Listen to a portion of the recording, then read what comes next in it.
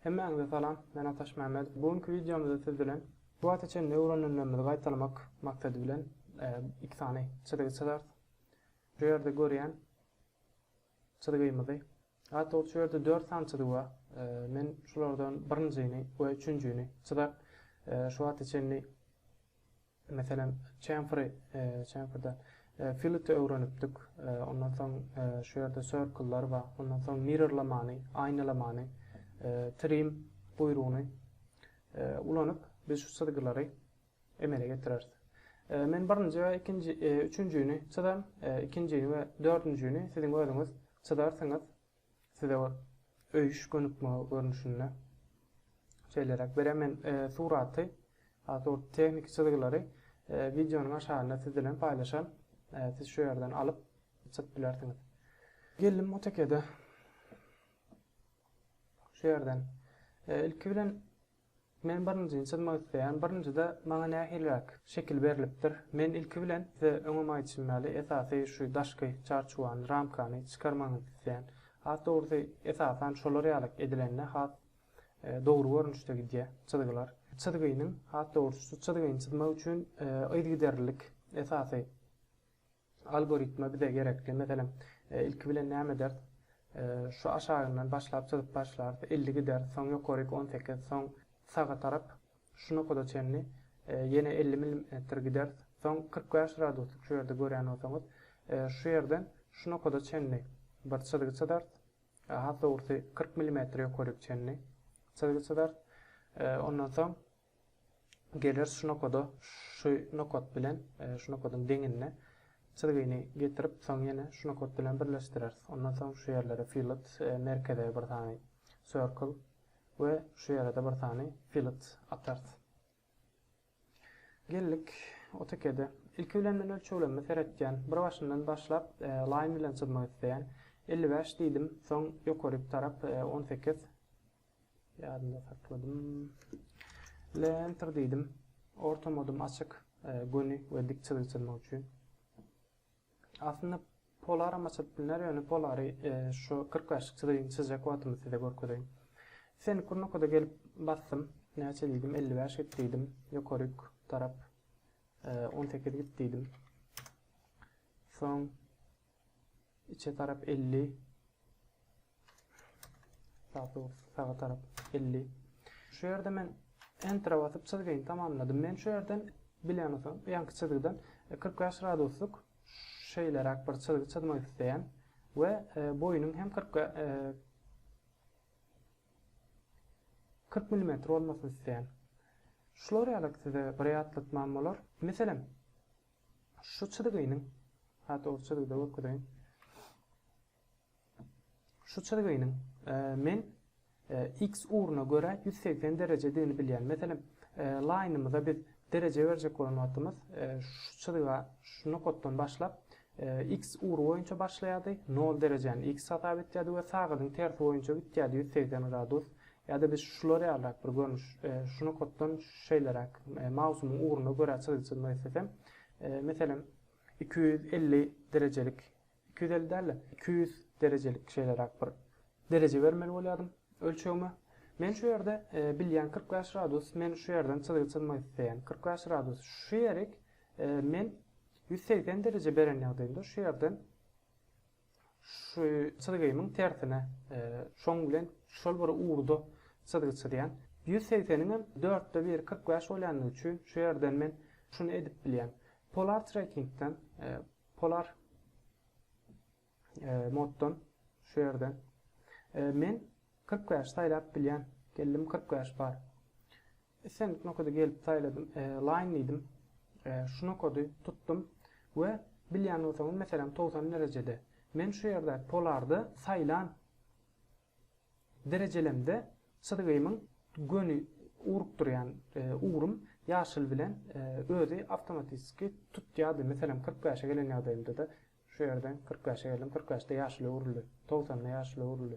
Ýene urgedek şu birat gyýtak tarapy çyzyp başlanydym. Şu ýerde men 45 derece diýeni bilýän 135 derece. Näçe çyzygy çizmek isleýän, bu ýerde men ölçegi çyzygynyň uğru boýunça berip bilýän. Ýöne maňa bu ýerde çyzygynyň uğru boýunça däl, esasy şu x bilen iň soňky depe nokody ölçegi berilipdir. Meselem, senlik men çyzygyny getirip şolary alrak bir ýerde koydum. Şeýlerak bir ýerde. Yeterli bolar diýip pikir etken. Enter basyp çykdym. We şu ýerden men line diýdim ýene. Şunu koddan tuttum. Bir ady ýokaryk çyk diýdim. Näçelik çyk? 40 ýokaryk çyk. Ondan soň şeýlerak bir göni çyzygy çyz. Geldim, saýladym, enter basyp ýapdym. Men şu ýerden çyzygynyň şunu kodunyň şu ýerde görýän nokodumy da aldym men. Göni çyzygy çykaryp şu ýerden şunu koddan biz şeýlerak bir çep tarapa bir çyzygy çyzyk we şunu kodumuzy biz döretdik. Geldim AutoCAD'e. Indi men şu ýerden tr enter diýip şu çyzygyny we şu çyzygyny biz post bilýär. Indi bundan soňra men dowam edip bilýän. Enter basyp ýapdym. Men şu çyzygynyň näçe boýda bolmasyny isleýän diýsem, şolary alrak. Men çyzygynyň ujundan tuttum. Stretch şu ýerde bilýän bolsaňyz süýndirmek. Geldim tuttum. Şuň bilen deň bolmasyny isleýän. Şu ýerden geldim. Şunu kod saýladym. Soňam dowam edip bilen elbetde getirip stretch etdim. Enter diýdim. Şunu koddan tutup, şunu kodu da bir tane circle çyzdym. Men esasy şu ýerde ramkamy çykardym, çarçuwamy. Men näme edip bilen şu ýerik bir R10'luk bir tane circle çyzyp bilen ýa-da fillet atyp bilen geldim. Şu ýerden enter fillet atyp bilen milk we görüýün. Enter diýdim meni. Näçelik 10'luk. Şunu kod bilen şunu kodu bir tane fillet atdyk. Ýene geldim. Enter diýdim. Enter diýdim. Bu gerek men näçelik bir fillet gerek. 28'lik bir fillet gerek şu burçuma. Enter diýdim. 28 enter diýdim. Şunu kod şu çyzygyny we şu çyzygyny saýlap filletimi berdim. Indi maňa näme gerek? Şu merkezdäki bir tane circle gerek. Ilki bilen men teretmen dadym şul. Şu birinçi şunu ýapmak isleýän. Şu ýerde R bilen fiň tapawdyny bilmeýän bolsaňyz, R ýaýlara berilýär. R şu ýerdäki ýaýyň ýarsynyň ölçegi. Eger şu ýalyk töwerek görünüşinde tutuşlugyny kesik dälle şar berilen ýagdaýynda hat dogry bize şar görünüşinde berilse fi bilen görkezýär. Şu ýerdäki töweregiň togalajuň içinden ok geçen ýalyk görünüş, çyzygy geçen görünüş 30 ýaş berilipdir.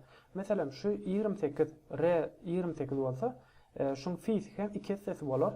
Meselem 56 şu 30 ýaşyň hem radiusy 2'ye bölsek näçe bolar? 17,5 bolar. Indi dowam etýär. Men şu ýerde seretmen lazım şu radius berilen şu töweregiň şu filletin radiusy bilen merkez nokodu bilen şu fiň şu töweregiň merkez nokodu barmy teretýän hawa ikisiniňken bir täze ölçegi nokoduny başlaýan ýeri şu çyzygyny görkezýär. Şu çyzygyny diýip şu okuň ujuny görýänsiňiz. Şu çyzygyny görkezýär we başlaýan nokodu hem şu nokod.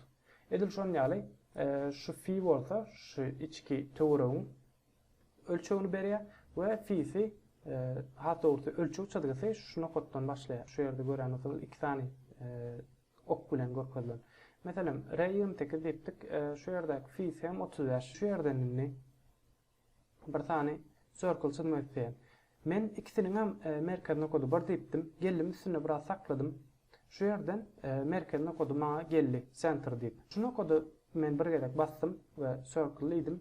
Fiýsi 30 ýaş bolan ýagdaýynda fi merkezden hat dogry bir grafyndan başga bir grafyna ketip geçen çyzygyň boyu 30 ýaşlygyna görä ýarsy, ýani men radiusy bermeli bolýan bir ýerde diametrini bilýärsiň. Radiusy näçe bolar? 17,5 bolar. Enter diýdim, şolary alyp çyzygyny men aldym. Geldim, gördüm. Şu yerde bir de bir R5'lik şu yer bir de bir fillet berilipdir. Şu yerde R20'lik bir fillet berilipdir. Geldim tamamlamak üçün F enter R enter diýdim. Birinji 20 ni etmek isteýän 20 diýdim we şol iki çyzgyny taýlap fillet berdim. Yine F enter R enter diýdim. Bu gerek 5'lik bir fillet vermek isteýän şu çyzgyny we şu çyzgyny taýlap men çyzgyny tamamladım.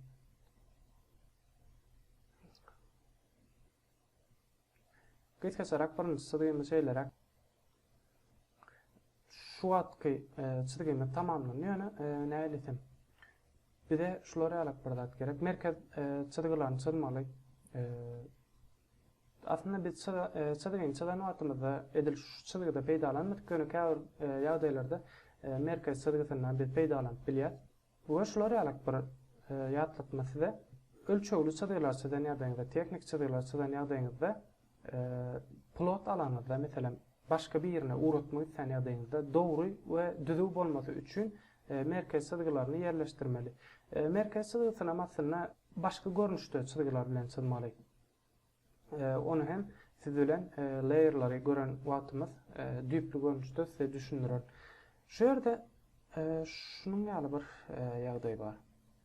Şu ýerde görýän bolsaňyz şunu koddan şunu kodun arasyna çenli 50'lik bir çyzgy çyzylypdyr. Ýöne görýän bolsaňyz şu çyzgylar has kalın, şu ýerde çyzgy we şu çyzgyň dowamy, şu boş çyzgy has inçe.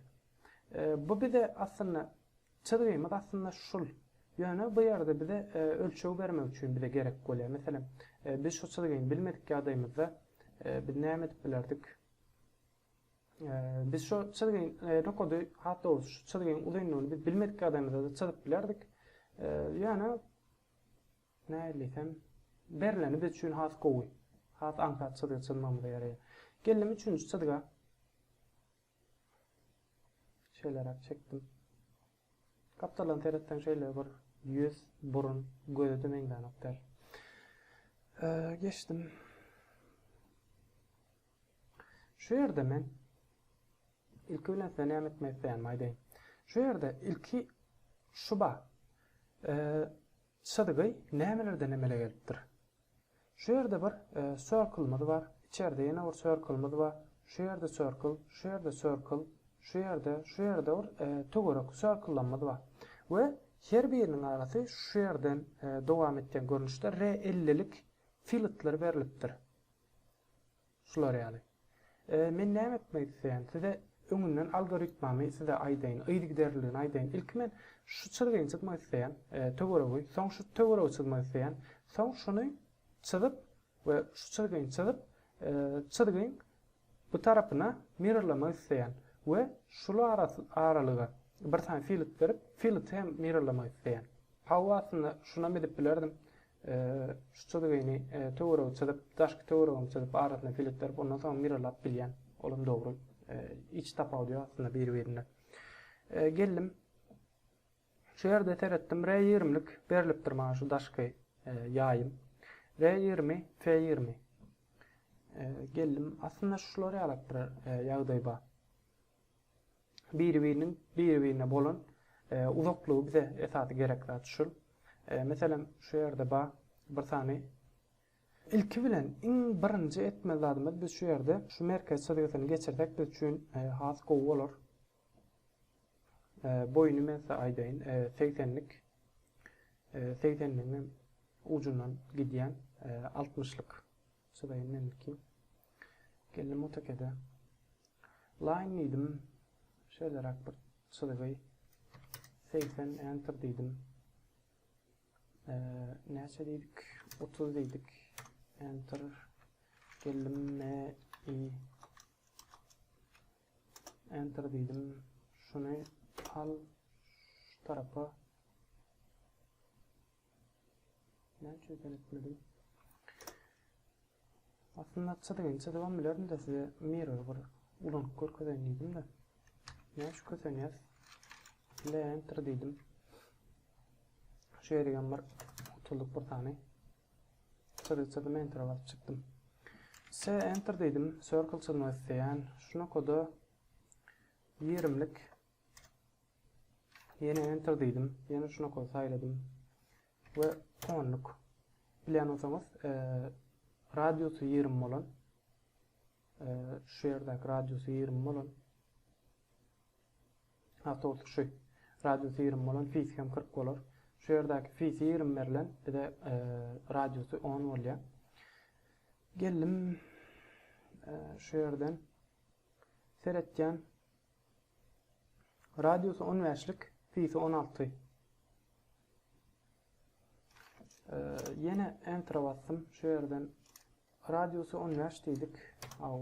Yine enter dedim. Şuna kodu. Fiisi 16 olan yağdayında radyosu 8 olur. Enter dedim. İnni. Men şuların arasına re-enter deyip filit vermek isteyen. Filit hem şu yerden radyosu 50 iken geldim AutoCAD'e 50 enter dedim. 50 enter dedim. Şu çizgiyi ve şu çizgiyi sayladım. İnni men ne etmek isteyen, mirrorlamak isteyen enter dedim. Nemeler mirrorlamak isteyen şunu aslında enter deyip idime attım. Doğru mirrorlamama gerek yok. Enter dedim. Şuna koddan tut. Şeyler bir mirrorlama et. Erase source object diye no dedim. Sıgını podma dedim. Ve bizim şu yerde şu iki çizgi arasında bir tane yeni bir filtimiz var. Geldim seyrettim radyosu 40 iken. Re-enter dedim. Radyosu 40 verdim ve şu çizgini sayladım. Şimdi gelip men etmeli dadım şul trimleme işlemi allı. Timar vermeli. Enter dedim. Men şu çizgini şunu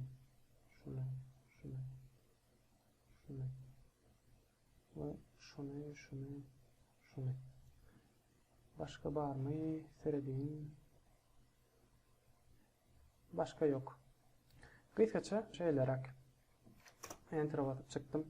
Men şu merkez çizgilerini boyunu uzatıp bilen tutup stretch'ini enter dedim. Yok enter değil. Geldim şeylere boyunu uzattım. Ve yeni şeylere boyunu uzattım. Aslında çizgilenmeyi sızacak olan yardımımızda bizim belli olarak eğidirlerini yardımımızda hiç kıyınlar.